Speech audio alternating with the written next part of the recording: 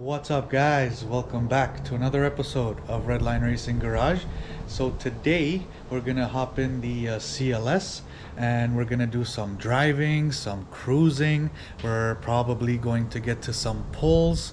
I do want to take you guys along for the ride so you guys can finally see how this thing moves, how this thing gets down in its stock form, because as you guys know, very soon we're gonna be modifying this car up to its neck. Literally whatever it can take, that's what we're gonna feed it. So I did want to make a quick video of its stock form, how the startup sounds, and a little bit of some driving and some pulls. Maybe I can show you guys some features here and there.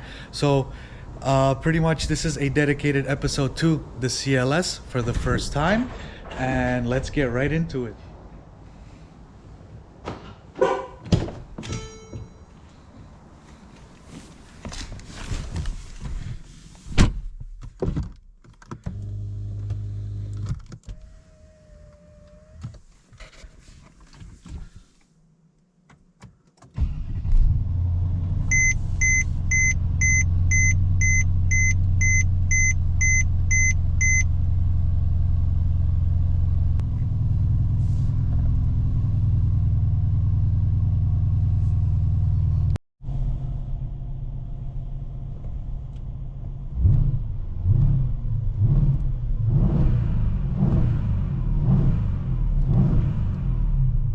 You can kind of hear the blow-off valve.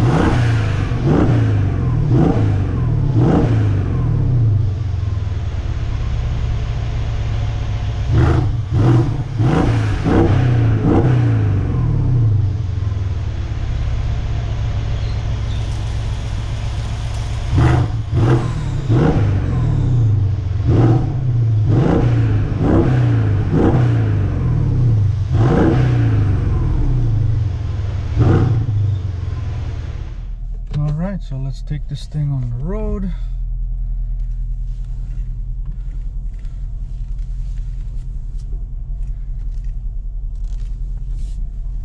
The thing that I don't like about this car so far is the backup camera. I don't like it. It's so distorted, and the quality, like the picture quality, is not as good. Even the Infiniti M37X has a way better backup camera. You don't even have, well, here you don't even have the lines where you turn the steering wheel and it guides you. You don't even have that. So that's one thing that I don't like about this car so far. But what I do like, this thing rides so smooth, so beautiful, and the power, it's just amazing. This thing takes off like a plane. So this is a 7-speed transmission. So when you're riding in E mode, it literally just shifts even before 1,500 RPM. So it just gets to 7th gear very quickly, which is good, saves gas and all that fun stuff we need nowadays with the gas prices being so high. Speaking of gas prices being so high, $1.47.6 for regular. Insane. Perfect time to buy a V8 bi-turbo, guys. Perfect time.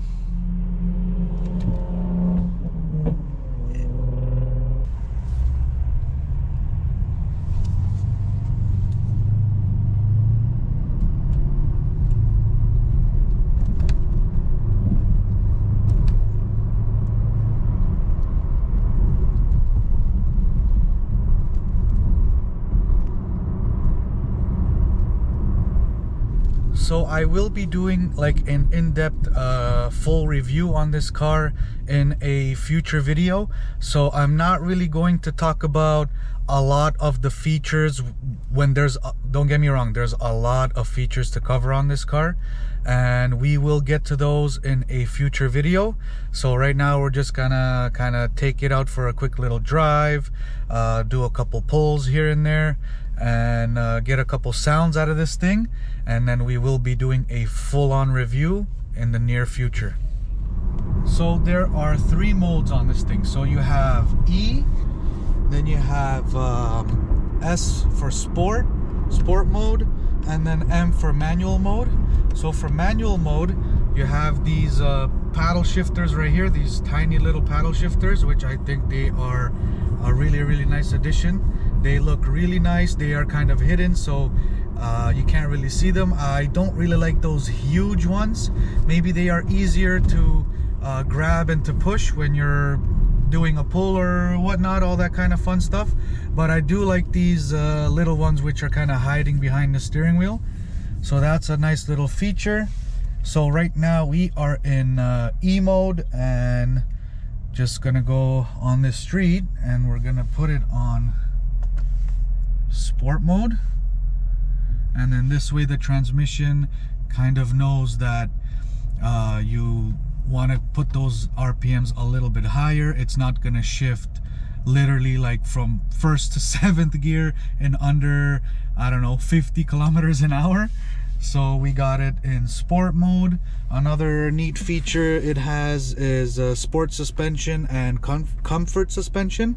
So right now we are in sport suspension, so the car is pretty low. As you guys know, we are running on bags, so that's the whole kind of deal for that. So we are in sport mode. Gonna give her some gas here.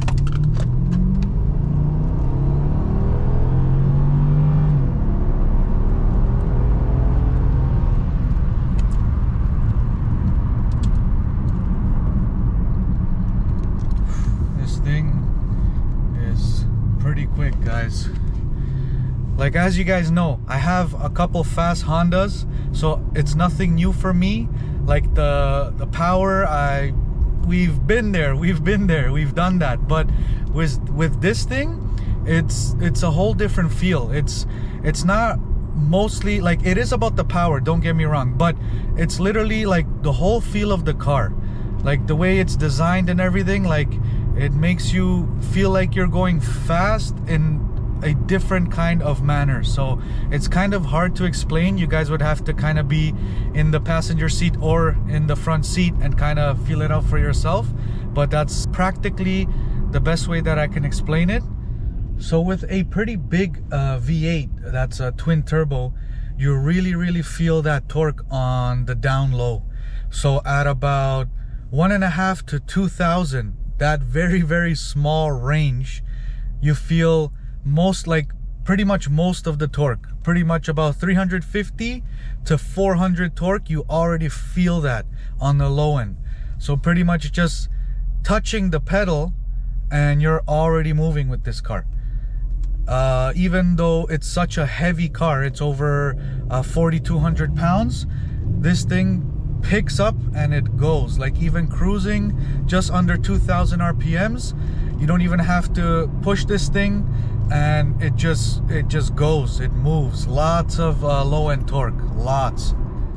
So pretty much I'm still kind of learning as I go, because a twin turbo V8 is literally something completely new for me, and that's kind of the reason that I did want to get into this, because I do want to experience it for myself and see what all the fuss is about with these V8 biturbos. And I'm really starting to like it, guys. I'm really starting to like it. But don't get me wrong, I still love those 4-cylinder boosted cars as well. So sport mode, let's open her up a little bit.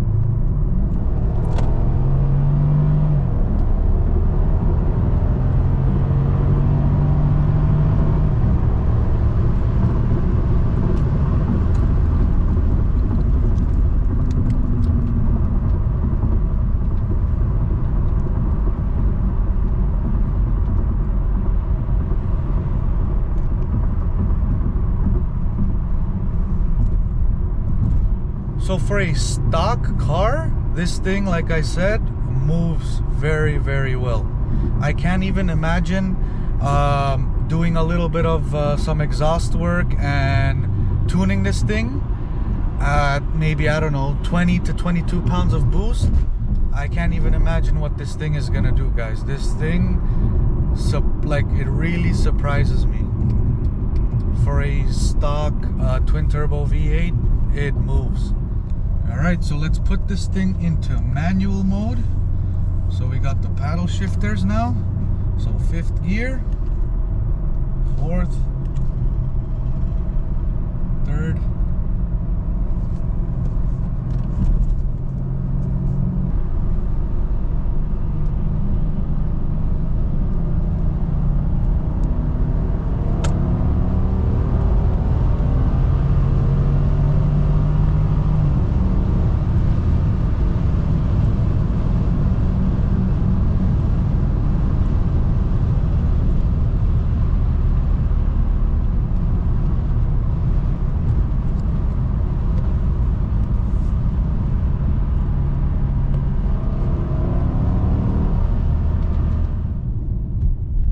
So another thing that I do like about this is even though it's a bone stock V8, you can still hear that V8 rumble in the exhaust, even inside the cabin. I know that Mercedes and a lot of the top-end luxury cars, they do a lot of soundproofing, so you don't hear a lot of road noise and all that kind of stuff. But even with this cabin properly insulated, soundproofed, you can still hear that V8 rumble from the exhaust. And this is bone stock, and you can still hear that rumble. So I really like that. Another thing that I really like is this flat bottom steering wheel. Even though this is not really a sports car, they put a nice flat bottom steering wheel, and it's really nice and beefy. So I really like the steering wheel on this thing. So when you're in sport mode, it literally takes the lowest position possible for obviously sport reasons, and then when you push comfort, it actually starts filling the bags up and rises, so the ride is obviously more comfortable. And then another cool feature is this button right here. So it just shows the car with an arrow pointing up. So when you push this button, it literally raises the car all the way to its highest position. So literally filling up the bags all the way to its maximum capacity, which is good for when you're, let's say, going into a car wash or going over a couple speed bumps or anything that would make sense for you to lift the car. This is awesome for that.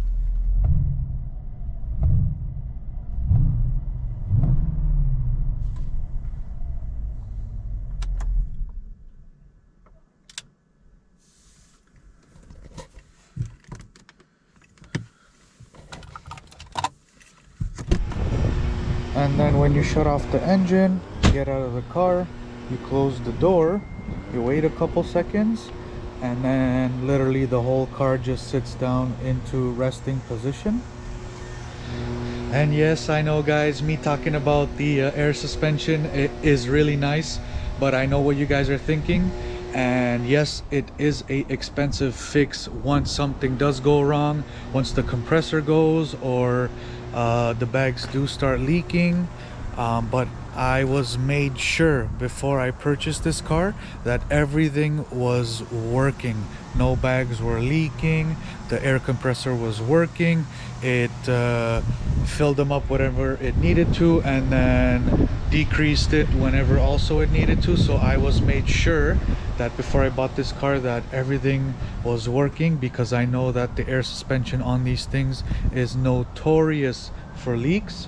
So I still got a call into Oakville Mercedes, the dealership that the previous owner was doing all his maintenance. Now I did go kind of see through his paperwork, but I didn't see that he replaced anything to do with the air suspension. But if I give them the VIN number, they probably will go into the records and see if there ever was any maintenance done on the bags themselves. But as of right now, everything is working, so that's really good.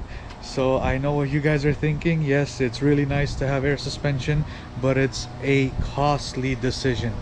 But riding in air suspension is like riding on a boat in water. It's a totally different feeling. It's a totally different world than having a coilover. It's truly amazing. Alright guys, that'll pretty much do it for today's video. I did want to kind of take you guys along for the ride and finally show you guys how this thing gets down in stock form.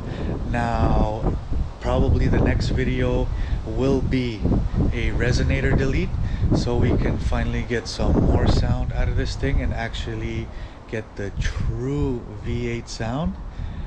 So that will be coming up very soon. I'm probably gonna go and do that early this week, so we will be doing a video on that. We'll be doing some more revs and some more pulls and all that kind of fun stuff. So that'll pretty much do it. I hope you guys enjoyed, and please be sure to like, comment, and subscribe to see more content on the CLS 550. Peace out guys.